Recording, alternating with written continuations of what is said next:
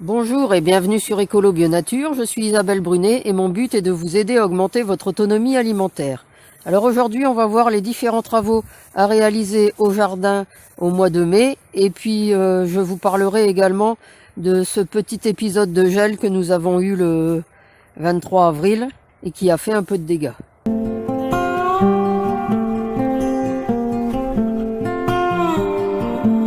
Alors comme je vous le disais, le 23 avril, nous avons eu du gel. C'est le début de la période des saints de glace. C'est pour cette raison qu'il ne faut pas repiquer les légumes d'été au jardin directement avant la mi-mai, parce que les derniers saints de glace, c'est le 11, 12 et 13 mai. Alors au niveau des pommiers, ça va. Il y a eu peu de dégâts.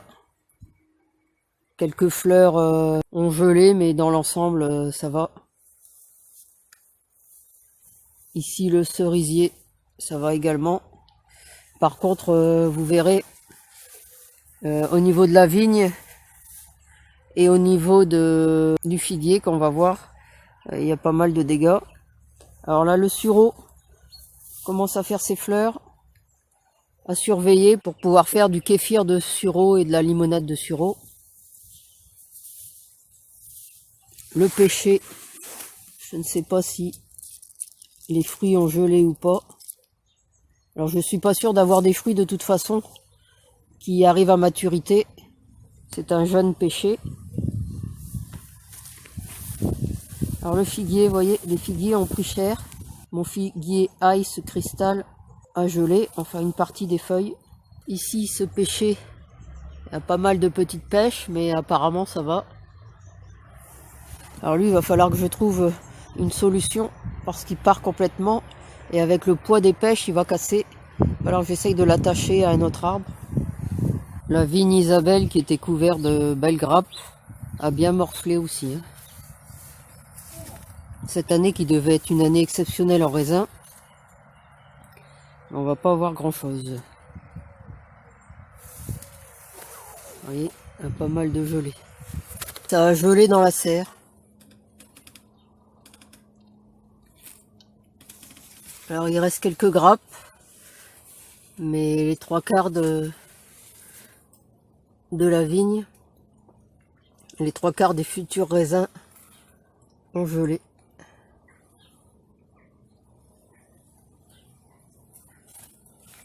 Alors ça fait mal au ventre parce que elle était bien chargée cette année. Et vous voyez, tout ça c'est gelé.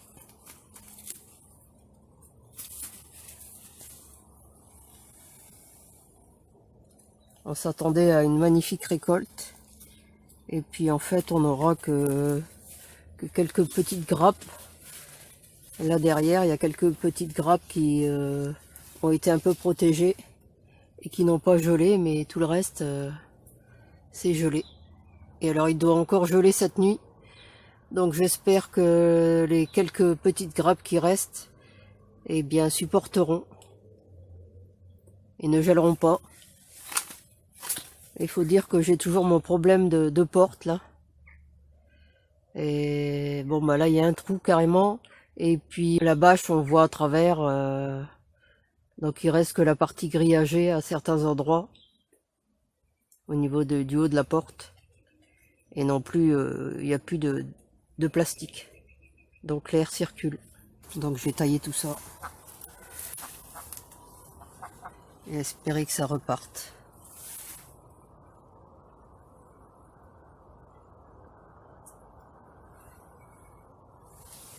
Bon là au niveau des semis, ça continue à pousser. Il y a des choses à déplacer. Des choses qui vont bientôt aller au jardin. Ou dans des grands pots.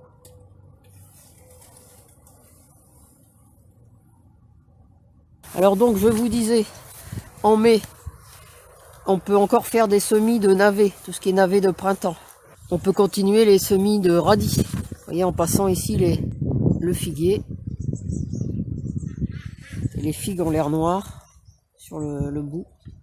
Alors je ne sais pas. Oula, la menthe en arbre a pris cher aussi là. Carrément brûlée, il n'y a plus qu'une ou deux petites branches. Donc les radis, Vous pouvez aussi faire encore tout ce qui est semis de radis, que ce soit par exemple Saxa 2, 18 jours, Red Meat, Red and Blue Moon, Jaune d'Or, Marché de Zurich, Ostergousse, Flamboyant, Chandelle de glace, Ravanello, etc., etc. La roche, alors d'habitude j'en ai partout, et cette année j'en ai nulle part. Donc je vais devoir en ressemer, on peut le faire en ce moment. Donc vous pouvez mettre de la blonde, de la verte, de la rouge. On va les ouvrir au canard en même temps. Les poireaux, vous pouvez faire des semis de poireaux Malabar, de poireaux d'hiver Saint-Victor. La tétragone, vous pouvez encore faire des semis. Les artichauts, il n'est pas encore trop tard. Par exemple, Imperial Star. L'amarante, alors vous pouvez soit la semer en godet maintenant, ou attendre un peu le 15 et puis la mettre directement en pleine terre. Alors au niveau des amarantes, vous avez les variétés Amont, Tricolore, à tête d'éléphant, Géanticus, Molten Fire par exemple. Alors la rhubarbe, vous pouvez encore faire des semis de rhubarbe. Tout ce qui est blette, oseille, les betteraves, c'est le bon moment aussi pour tout ce qui est betterave. Betterave par exemple de Détroit, d'Égypte, Renova, Chioggia, Cylindra, Noir d'Égypte, Burpee Golden, Crapaudine, Rouge d'Ekeldorf, Jaune de Voriac, Monorubra, Boltardi. Moi j'en avais repiqué un petit peu, je vais vous les montrer. On passe aux fèves. Ça va, elles avaient un air bizarre hier, mais là elles sont revenues à elles. Elles n'ont pas trop souffert des gelées. Là j'ai un peu de betterave, enfin ce qui reste. Ça a été pas mal mangé à voir. J'avais fait un semis en godet, mais là je vais en mettre en pleine terre. Les carottes. Alors moi ici elles commencent à sortir dans les civeuses. Mais vous pouvez mettre en pleine terre des jaunes du doux, des blanches de Cuttingen, des purple, des arc-en-ciel, des purple dragon, des nébuta, atomic red, rouge sang, nantes, touchon, chantenay à cœur rouge, longue, lisse de mots, marché de Paris, de Saint-Valery, oxella, etc., etc. Il existe des dizaines de variétés. Vous pouvez semer aussi en pleine terre les rutabagas, les choux raves. Alors au niveau des choux, pour remplacer tous les choux qui sont en fleurs, si vous n'avez pas encore de choux à repiquer en godet, vous pouvez commencer à faire des choux de semi-romanesco, de brocoli early green, de brocoli âgé, des choux-fleurs Goodman, des crambés, des choux simadirampa, des choux château-renard, des choux rouges, toutes sortes de choux paumés, de choux cabus, les catales d'Alsace. Alors tous lesquels? Les sibériens, les froufrous, les fourragers, les éthiopiens, les tronchudas, les palmiers, etc., etc. Les salades dans les serres sont en train de monter. Et là, je vais en ressemer. Et j'ai encore... Bon, celle-là, elle est montée, je vais pas la manger. Mais par contre, j'ai encore ici pas mal de salades. Et là, vous pouvez en ce moment en semer. Là, c'est de la cocarde, mais vous pouvez mettre par exemple de l'endivette 3 fois blanche, de la chicorée de Vérone, de la batavia, de la laitue à couper, toutes sortes de laitues, des frisés, les cressons, les batavia, cressonnettes du Maroc, etc., etc. C'est pareil, en salade, il y en a énormément de variétés. Là, vous avez de la chicorée wallonne, enfin ce qu'il en reste, parce qu'on s'est nourri dessus tout l'hiver. Et on coupe les feuilles au fur et à mesure. Donc elles ne forment pas de grosses salades, mais on récolte régulièrement et on en a tout l'hiver à la place. Alors vous pouvez aussi semer tout ce qui est wasabino, roquette, toutes les plantes aromatiques aussi. Moi j'ai supprimé tout le céleri qu'il y a dans la serre. Et je vais me concentrer sur les aromatiques qui sont au jardin. Alors comme vous le voyez, j'ai encore mes petits pois là, mes fameux pois beurre Zufalo à installer. Je pense que je vais les mettre ce week-end. Quand vous verrez la vidéo, ils seront installés. Mais en ce moment, vous pouvez encore en mettre directement en pleine terre. Et puis faire les semis de haricots. Tout ce qui est haricots nains, haricots secs. Par exemple le Saint-Esprit à œil rouge, le noir, la zucchini, le borlotto. Tout ce qui est haricots grimpants, princesse de Pével, orteil du prêcheur, hors du Rhin, carminate. Alors des haricots mascottes aussi que je vais mettre pas mal, parce que ça je les réussis bien et puis je peux en mettre aussi en jardinière en fin de saison. Les pois chiches, le sultano, le noir de Sicile. Alors le maïs géant que j'avais mis ici pour ma mille pas, certains ont gelé. Vous voyez, ils sont carrément... sont morts, donc il va falloir que j'en remette. Il y a du dégât. Heureusement, il reste quelques pieds, mais pas grand chose. Donc je sais pas si je vais pouvoir faire une mille-pas cette année, puisqu'il faut que le maïs soit beaucoup plus grand que les haricots pour pouvoir mettre les haricots à grimper sur le maïs. Alors ça va être le moment, on va se mettre ailleurs, il y a du bruit là. Aïe, en passant on voit les nachis, ils n'ont pas eu l'air de trop apprécier le gel.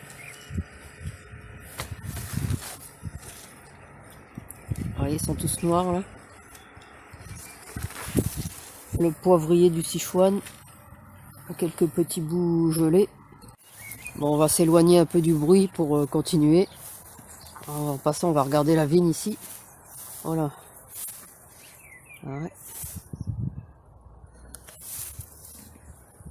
Ça c'est gelé. Alors ce week-end, je vais commencer à mettre mes tomates en serre. Tomates et concombres, piments, poivrons, aubergines. À partir du 15, on peut commencer à mettre tout ça, tous ces légumes d'été en pleine terre, avec également les poires de terre et les patates douces. Donc tout le mois de mai, vous pouvez semer des haricots, hein, comme je vous disais, et plus particulièrement le 23 mai pour tout ce qui est haricots nains, puisqu'on dit toujours semer les haricots le 23 mai à la Saint-Didier pour en avoir plein le panier. Alors normalement fin mai, on doit enlever les bourgeons terminaux des figuiers unifères, mais là cette année, vu l'état du figuier, je pense pas que je vais le faire. Alors le pêcher avait la cloque, mais en plus il a gelé, donc il a eu la totale lui. Le cerisier était en train de, ici c'est un griotte, était en train de commencer à faire ses fruits. Donc là il faut attendre. Les fruits n'ont pas l'air trop touchés. Bon ici ils sont protégés. On va les voir ailleurs. Au niveau des framboisiers ça a l'air d'aller. Ici le tout premier abricot je ne sais pas. Je n'ose pas y toucher. Il n'a pas l'air marron pour le moment. Mon bananier, la pointe a l'air d'être gelée et le reste a l'air quand même plus foncé qu'il n'était. Et normalement c'était vert comme ça. Et là c'est un peu plus foncé, je ne sais pas. Peut-être ça va aller quand même. Apparemment j'en ai un deuxième qui pousse là. Ici pour le cerisier Montmorency. Les cerises n'étaient pas encore formées donc je peux pas dire. Il faut attendre.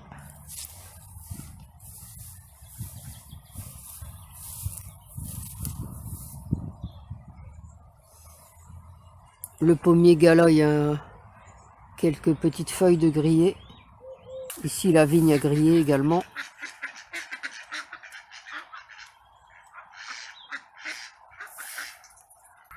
Là les feuilles ont un peu une drôle de couleur, les fruits aussi.